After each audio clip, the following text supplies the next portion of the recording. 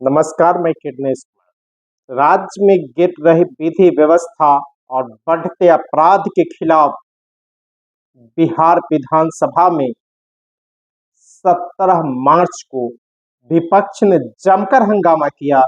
जब विपक्ष हंगामे पर उतर आए, सरकार से जवाब की मांग करने लगे, तो मुख्यमंत्री नीतीश कुमार का तंद्रा टूटा। वे नींद से जागे और तुरंत बिहार के डीजीपी विनय कुमार और मुख्य सचिव अमृतलाल मीना को तलब किया। इसके बाद मुख्यमंत्री नीतीश कुमार ने विधि व्यवस्था पर उच्च स्तरीय बैठक की।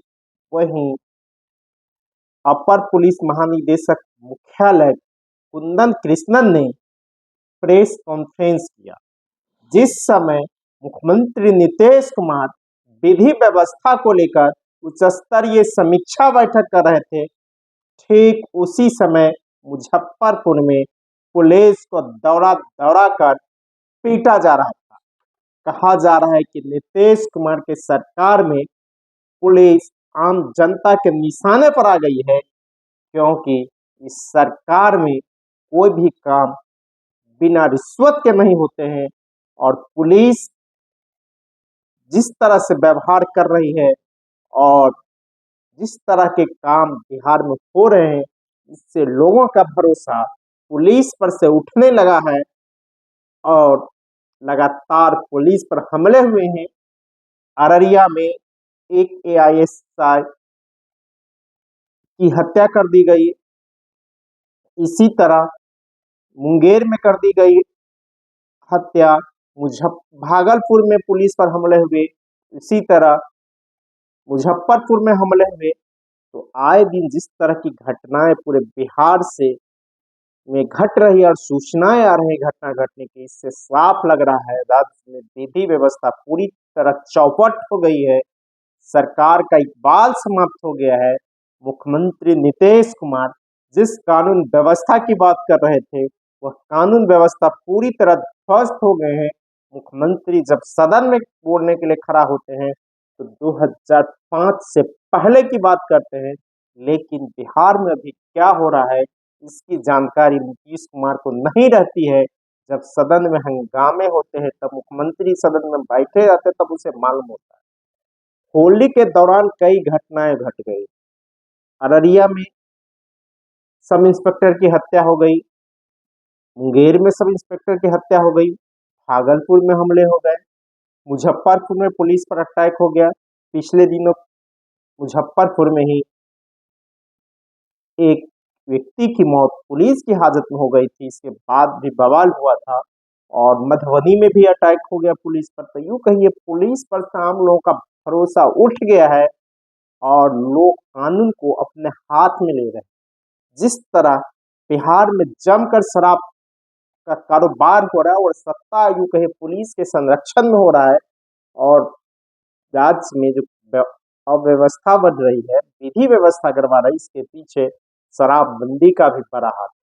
समानांतर एक सरकार चल रही है और अपराधियों और शराब कारोबारियों के मिली भगत थाना और पुलिस से है। इसका असर भी राज्य में गिरते कानून व्यवस्था पर पड़ रहा है। एक समांतर अर्थव्यवस्था खड़ी हो गई है शराब कारोबारियों को लेकर, और जहां जहां पुलिस और अपराधियों की भिड़ंत हो रही है, वहां कहीं न कहीं शराब पीछे आ रहा है और शराब के नशे में धुत लोग हमले कर रहे हैं, या जहां पुलिस शराब कारोबारियों को पकड़ने जाती है वहां पर पुलिस पर हमले हो रहे हैं। राज्य में जिस तरह विधि व्यवस्था हो गई है, रोज हत्या अपहरण लूट की घटनाओं की सूचना मिल रही है, इससे साफ प्रतीत हो रहा है कि बिहार में कानून का भय पूरी तरह समाप्त हो गया है। वहीं राजद ने राजद के वरिष्ठ नेता और नेता प्रतिपक्ष तेजस्वी प्रसाद यादव ने भी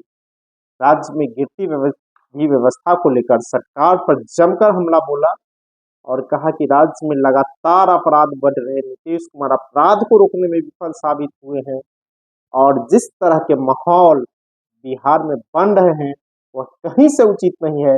सरकार पूरी तरह नाकाम साबित हो रही है। वहीं मुख्यमंत्री नीतीश कुमार ने उच्च स्तरीय समीक्षा बैठक कर विधि व्यवस्था को बनाए रखने का आह्वान किया, वहीं कानून के राज स्थापित करने के आह्वान किया, तो उसके अपर पुलिस महानिदेशक कुंदन कृष्णन ने भी अपराधियों के साथ सख्ती से निपटने का आह्वान किया। हालांकि किस तरह सख्ती से निपटा जाएगा ये तो वक्त ही बताएगा, लेकिन राज्य में विधि व्यवस्था चरमरा गई है, सरकार का इकबाल समाप्त हो गया है। रोज हत्या, लूट, अपहरण, बलात्कार की घटनाएं सामने आ रही है और जिस तरह की घटनाएं घट रही है वह काफी रोंगटे खड़े करने वाले हैं।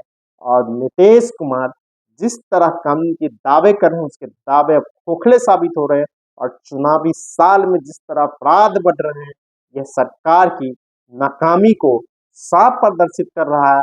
और जिस तरह पुलिस पर हमले बढ़े हैं, पुलिस की हत्याएं शुरू हो गई है, इससे लग रहा है राज्य में पुलिस का भय समाप्त हो गया और पुलिस कहीं न कहीं भ्रष्टाचार में लिप्त है या उसका भय समाप्त हो गया है, लोगों पर से विश्वास उठ गया है, लोगों का पुलिस पर से विश्वास उठ गया है, इसलिए लोग इस तरह के कदम उठाने लगे हैं।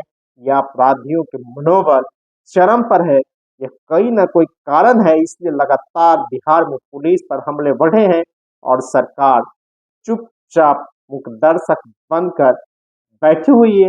और मुख्यमंत्री जब भी बिहार में कानून व्यवस्था के सवाल की बातें आती है तो 2005 से पहले के बिहार की बातें करने लगे, लेकिन जिस तरह के अपराध बढ़े, जैसे अपराध की संख्या में बढ़ोतरी है, इससे साफ प्रतीत हो रहा है कि मुख्यमंत्री नीतीश कुमार का प्रशासन पर से पकड़ साफ ढीला हो गया है और अपराधियों का मनोबल बिहार में चरम पर पहुंच गया। विरोधी दल विपक्ष ने कार्य स्थगन प्रस्ताव जो है लॉ एंड ऑर्डर की स्थिति पर लाने का काम किया गया, जहां बिहार में जो है अपराध जो है जिस हिसाब से बढ़ रहा है और अपराधी जो हैं बेलगाम हो रहे हैं और कानून व्यवस्था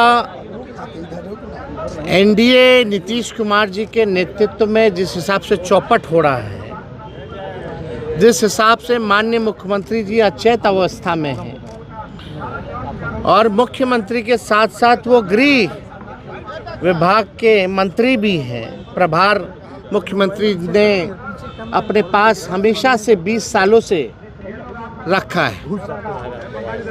हम इतना कहना चाहते हैं, बिहार में अपराधियों का बहार है, क्योंकि यहाँ सत्ता के द्वारा जो है संरक्षण जो है दिया जा रहा है अपराधियों को। अपराधी इतने बेलगाम हो गए हैं कि पुलिस के लोगों को भागना पड़ रहा है, पुलिस के लोगों को दौड़ा दौड़ा के लोग पीट करके भगा रहे हैं, एएसआई रैंक के लोगों की हत्या हो रही है। लगातार वारदात को जो है अपराधी अंजाम दे रहे हैं, तांडव खेल रहे हैं और माननीय मुख्यमंत्री जी के पास 2 शब्द भी इन घटनाओं के बारे। बिहार में अपराधियों के तांडव से बिहार के लोग सहमे हुए हैं। कोई कानून का राज नहीं है, यहां अपराधी राज चल रहा है। नीतीश कुमार जी के 20 वर्षों के शासनकाल में 60,000 हत्याएं हुई है। अगर मासिक का औसतन निकालेंगे तो 250 से अधिक प्रतिमाह बिहार के अंदर में हत्याएं हो रही है। ये एनसीआरबी के आंकड़े हैं। 25,000 रेप और गैंग रेप की घटनाएं हुई है नीतीश कुमार जी के 20 वर्षों के शासनकाल में। अगर निकालेंगे औसत प्रतिमाह के हिसाब से तो लगभग 125 रेप और गैंग रेप की घटनाएं बिहार के अंदर में लगातार हो रहा है। कहां है कानून का राज? जिनके कंधों पर जिम्मेदारी है कानून व्यवस्था की, पुलिस वालों की, वो दौड़ा दौड़ा के पीटे जा रहे हैं। एएसआई की हत्याएं हो रही है। मानो पूरी तरह से तंत्रों ने अपराधियों के सामने घुटना टेक दिया है। नीतीश कुमार जी भाजपा के चरणों में झुक गए हैं और तंत्र अपराधियों के सामने, और कहते हैं कानून व्यवस्था पर समीक्षा होनी चाहिए। समीक्षा होगा? अरे समीक्षा तो मुख्यमंत्री की होनी चाहिए, गृह मंत्री की, जो बिहार के जिनके कंधों पर जिम्मेदारी है। क्या आप योग्य नहीं है? अचेत हो चुके हैं। आपकी स्थिति शासन चलाने लायक नहीं रह चुका है। बिहार का हर व्यक्ति जब घर से निकलता है ना तो असुरक्षित महसूस करता है कि हम निकले हैं तो शाम को सकुशल वापस लौटेंगे कि नहीं लौटेंगे। 14 करोड़ बिहारवासी इस अचेत हाथ में सुरक्षित नहीं है। इसलिए बिहार इन दिनों नाजुक दौर से गुजर रहा है। अपराधियों के तांडव से सहमा सा दिखता है।